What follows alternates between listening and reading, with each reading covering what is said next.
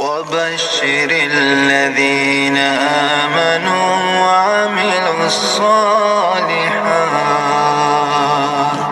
أن لهم جنات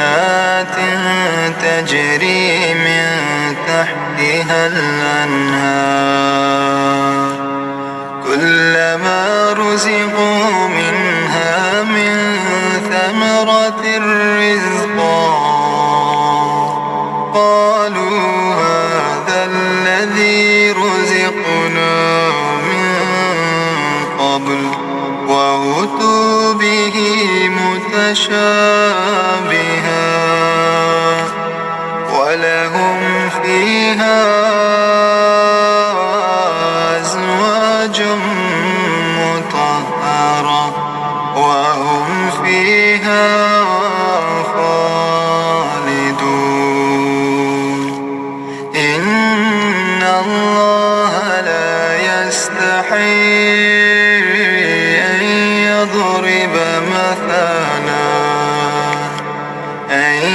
يضرب مثلا ما بعوضة فما فوقها فأما الذين آمنوا فيعلمون أنه الحق من ربهم وأما الذين كفروا فيقولون ماذا أراد الله بهذا مثلا يضل به كثيرا ويهدي به كثيرا وما يضل به إلا الفاسقين الذين ينقضون عهد الله من بعد ميثاقه ويقطعون ما أمر الله به أن يوصل ويفسدون في الأرض أولئك هم الخاسرون كيف تكفرون بالله وكنتم أمواتا فأحياكم ثم يميتكم ثم يحييكم ثم إليه ترجعون هو الذي خلق لكم ما في الأرض جميعا ثم استوى إلى السماء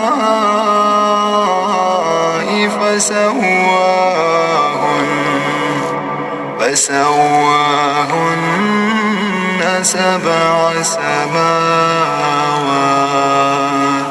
وهو بكل شيء عليم وإذ قال ربك للملائكة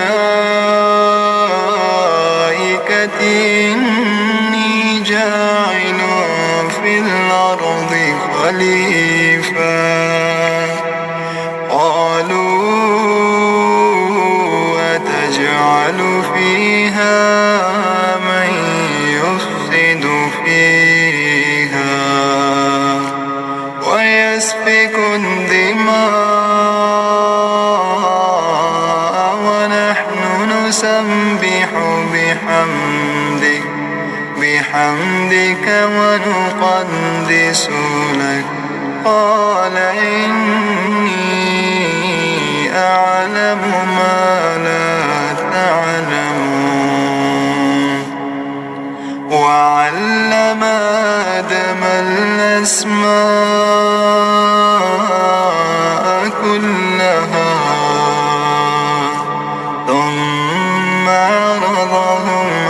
الملائكة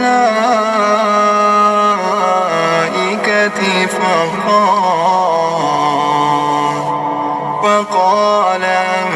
أنبئوني بأسماء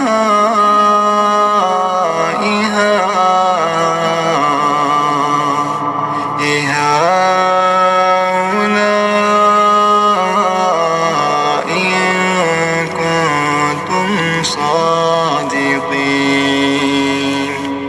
قالوا سبحانك لا علم لنا